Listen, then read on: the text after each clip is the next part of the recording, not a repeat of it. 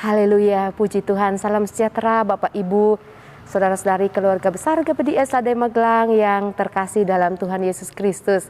Mari saat ini kita akan menikmati firman Tuhan dalam Bilangan pasal 16. Saya akan mengajak kita semua membaca ayat 1 sampai 4. Demikian bunyi firman Tuhan.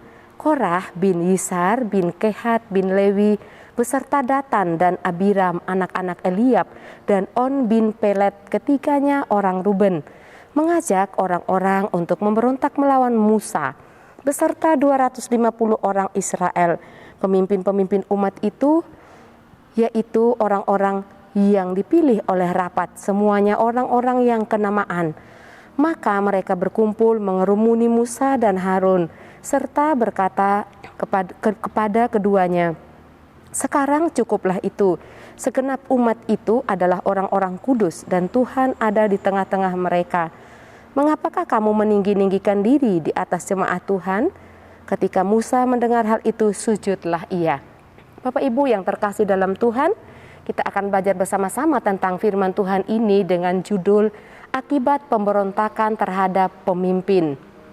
Pemimpin sebagai wakil Tuhan di muka bumi ini yang dipilih Tuhan, ditetapkan Tuhan untuk memerintah, mengatur agar kehidupan manusia hidup secara tertib dan teratur.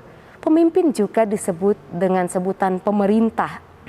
Demikian juga dalam perjalanan suatu bangsa tentu akan ada pemimpinnya. Contohnya di dalam pembacaan kita Bilangan pasal 16 ini, bangsa Israel, Tuhan memberikan kepada mereka seorang pemimpin yaitu Musa yang dibantu oleh Harun. Namun dalam perjalanan kepemimpinan Musa, Bapak Ibu Saudara, seringkali menghadapi kenyataan pahit ketika bangsa Israel tidak lagi setia kepada Tuhan. Mereka memberontak kepada Tuhan. Mereka memberontak kepada pemimpinnya yaitu Musa, juga Harun. Kita baca dalam ayat 1 sampai ayat 3 bahwa dikatakan Korah juga Korah beserta Datan dan Abiram anak-anak Eliab, mereka bersekongkol, mereka bekerja sama, mereka mengumpulkan 250 orang yang kenamaan dari suku-suku untuk memberontak kepada pimpinan Musa. Dan saat itu mereka datang mengerumuni Musa dan mereka datang untuk mendakwa Musa juga Harun. Dikatakan mereka memberontak. Korah, Datan dan Abiram datang kepada Musa dengan tuduhan-tuduhan atau dengan alasan yang pertama, Musa dan Harun dianggap meninggi-ninggikan diri di hadapan Tuhan, di hadapan jemaah. Yang kedua, Bapak Ibu Saudara, ada timbul rasa iri hati untuk menjadi imam dari Korah. Dijelaskan pada ayat 10 ya. Dikatakan, "Dan sekarang mau pula kamu menuntut pengikat imam lagi, pangkat imam lagi." Ini perkataan Musa ya, dan sekarang mau pula kamu menuntut pangkat imam lagi. Artinya ada rasa iri, dia ingin menjadi imam. Sebenarnya mereka telah mendapatkan kedudukan di kemah Allah, yaitu sebagai tim yang akan mempertanggungjawabkan setiap perlengkapan di dalam rumah Allah, di dalam bait Allah. Namun ada iri hati yang timbul di dalam kehidupan Korah dan saudara-saudaranya sehingga mereka bersepakat untuk melawan Musa dan Harun. Bersepakat melawan pemimpin sama halnya dengan kita melawan Tuhan. Karena pada ayat 11 dikatakan, "Sebab itu engkau ini dengan segenap kumpulanmu kamu bersepakat melawan Tuhan. Karena siapakah Harun sehingga kamu bersungut-sungut kepadanya?" Dikatakan mereka bersepakat melawan Tuhan. Nah, Bapak Ibu Saudara yang terkasih dalam Tuhan, ketika kita menjadi orang yang dipimpin, baik sebagai bangsa dan negara, ya, sebagai masyarakat dalam suatu bangsa, baik dipimpin sebagai anggota dalam satu gereja, dipimpin sebagai anak atau anggota dalam sebuah keluarga, kita tentu punya pemimpin. Kita menjadi orang yang dipimpin ketika kita bekerja di suatu tempat atau lembaga. Kita punya pemimpin dimanapun kita berada. Ketika kita sendiri, apakah kita punya pemimpin? Tentu kita punya pemimpin. Pemimpin kita adalah Tuhan. Dan kita pun menjadi pemimpin buat diri kita sendiri. Oleh karena itu kita belajar Bapak Ibu, akibat bagi orang-orang yang memberontak terhadap pemimpinnya, yang memberontak terhadap pimpinan Tuhan melalui orang-orang yang dipilihnya untuk memimpin kehidupan kita. Akibatnya murka Tuhan dinyatakan kepada mereka. Allah sangat murka kepada orang-orang yang tidak taat atau melawan atau memberontak atau mengkudeta orang-orang pilihan Tuhan. Dan juga orang-orang yang tidak menghormati pemimpinnya, sama halnya mereka tidak menghormati Tuhan. Bangsa Israel, terkhusus Korah, Abiram, dan 250 orang yang mereka kumpulkan, mereka tidak menaruh penghormatan lagi kepada pemimpin mereka, sehingga mereka datang berkerumun, mereka mendakwa mereka dengan tuduhan-tuduhan yang tidak beralasan dan tidak tepat.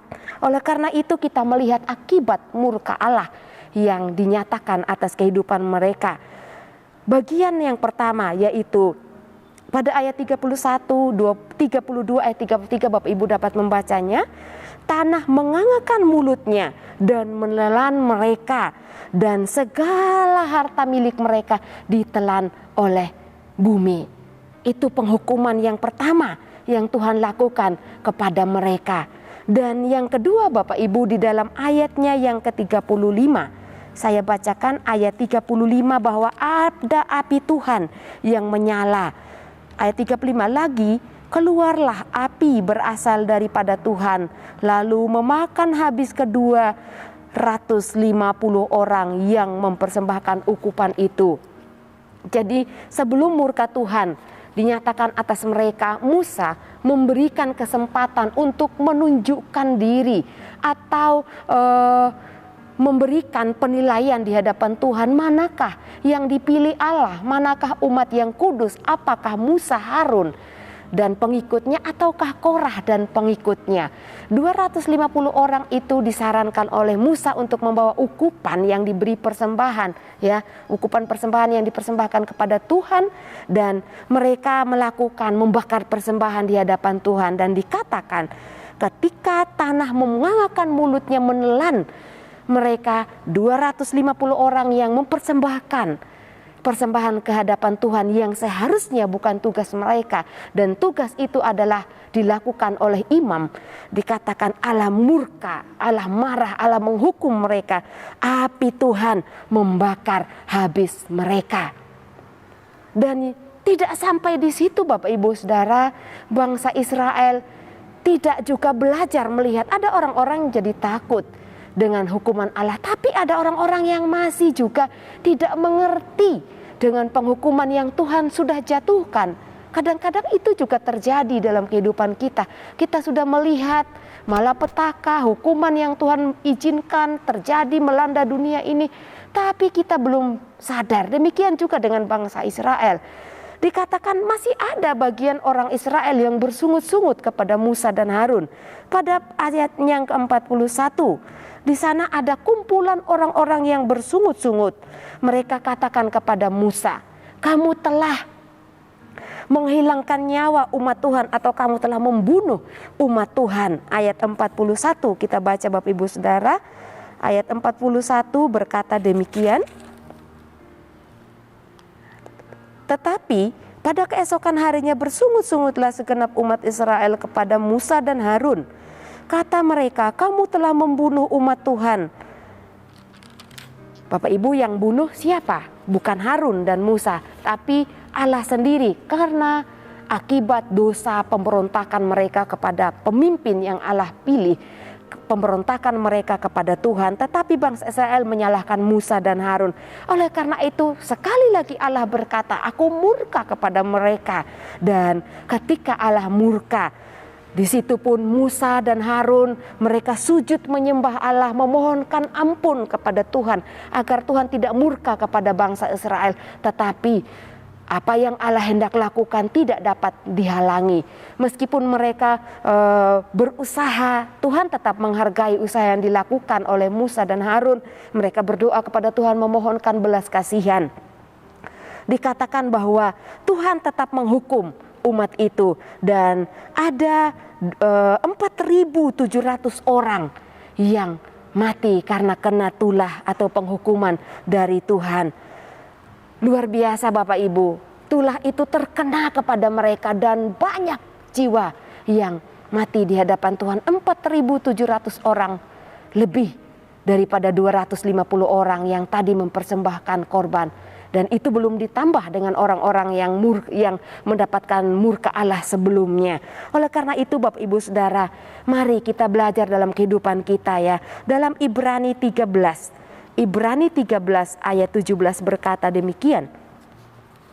Ibrani 13 ayat 17 berkata, taatilah pemimpin-pemimpinmu dan takutlah kepada mereka, sebab mereka berjaga-jaga atas jiwamu sebagai orang-orang yang harus bertanggung jawab atasnya. Dengan jalan itu mereka akan melakukannya dengan gembira, bukan dengan keluh kesah. Sebab itu tidak akan membawa keuntungan bagimu. Perintah Tuhan untuk kita taat, untuk kita tunduk kepada pemimpin kita Bapak Ibu Saudara. Menghormati mereka, menghargai pemimpin kita. Itu adalah kewajiban yang harus kita perbuat di hadapan Tuhan. Satu ayat dalam Kisah Para Rasul 23 ayat 5. Kita tidak boleh memperkatakan hal yang jahat kepada pemimpin kita. Kisah Para Rasul 23 ayat 5b dikatakan, memang ada tertulis, janganlah engkau berkata jahat tentang seorang pemimpin bangsamu. Pemimpin Bapak Ibu dapat juga pemimpin negara kita, ya, kita tidak boleh berkata jahat kepada pemimpin kita, melainkan mendoakan mereka. Pemimpin dalam gereja, yaitu gembala kita, pemimpin-pemimpin rohani kita. Kita harus menghormati, menghargai, tidak boleh kita memberontak melawan setiap pemimpin kita, gembala kita yang sudah diberikan oleh Tuhan. Dan pemimpin dalam rumah tangga kita masing-masing, tentu orang tua kita, ayah, bapak sebagai pemimpin perlu kita hormati. Dan juga di dalam pekerjaan kita layak kita menghormati, menghargai pemimpin kita, karena mereka adalah orang-orang yang dipilih Tuhan, yang diberikan Tuhan untuk mengarahkan memimpin kehidupan kita supaya dapat berjalan dengan baik dan teratur juga benar di hadapan Tuhan. Oleh karena itu, jauhkanlah diri kita dari sifat pemberontak. Jauhkanlah diri kita dari sikap melawan atau mengkudeta pemimpin kita, karena akan mendatangkan murka Allah, hukuman bagi diri kita, bahkan juga bagi keluarga kita. Kerugian yang kita dapatkan bukan berkat. Oleh karena itu, jadilah pribadi-pribadi yang menyukakan hati Tuhan dengan menghormati, menghargai, mendoakan, taat dan setia kepada pemimpin yang Tuhan sudah berikan bagi kita. Terpujilah nama Tuhan, Tuhan Yesus memberkati. Mari kita berdoa. Bapa yang baik, kami mengucap syukur buat kebenaran firman-Mu hari ini Tuhan, untuk kami melakukan bagian firman-Mu, menghormati, menghargai setiap pemimpin rohani kami, pemimpin yang Tuhan berikan di dalam kehidupan kami, dan juga kami dapat mengambil bagian mendoakan mereka, sebab mereka adalah orang-orang yang Tuhan berikan dalam kehidupan kami. Terima kasih Tuhan Yesus, jauhkan kami dari sifat-sifat pemberontak, sifat-sifat yang tidak taat, bahkan melawan kehendak Tuhan yang Tuhan nyatakan melalui pemimpin kami. Tuhan, Engkaulah kekuatan keluarga GPD El Shaddai Magelang dan Mazmur bagi keluarga GPD El Shaddai Magelang. Engkau telah menjadi keselamatan bagi keluarga GPD El Shaddai Magelang. Engkaulah Allah Bapa keluarga GPD El Shaddai Magelang. Memuji Engkau Tuhan, Engkaulah pahlawan perang. Tuhan, itulah namamu. Kekallah namamu ya Allah kami, di dalam nama Tuhan Yesus Kristus kami berdoa. Haleluya. Amin.